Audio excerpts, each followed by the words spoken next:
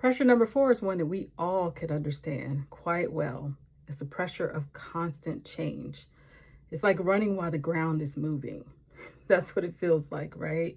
And you might be in the middle of a lot of change right now, so hopefully this resonates. But let's talk about the pressure of constant change.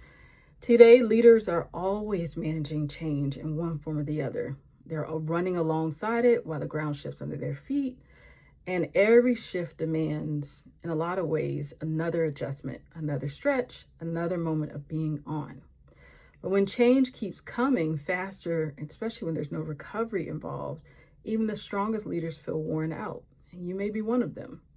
And that's when normal change pressure becomes abnormal pressure because your system never gets to reset. And as I like to tell my clients, there's a reason why runners run a race and there's a finish line. You have to have a time to stop, reset, and relax. So I want you to take a moment today and ask yourself, what recent change have I not emotionally processed yet? Sometimes the recovery you need is simply the permission to slow down long enough to notice your own feelings. So analogy for that would be like a moving treadmill that you're always walking on and it just keeps speeding up. If you've ever been at the gym and your treadmill gone a little berserk, like I have, trying to catch up and to stop it, it's like of the utmost importance, right? Or else you're getting thrown off of it. So you don't fall usually in those situations because you're not capable. You fall because you've never meant to run at that speed, especially without a break.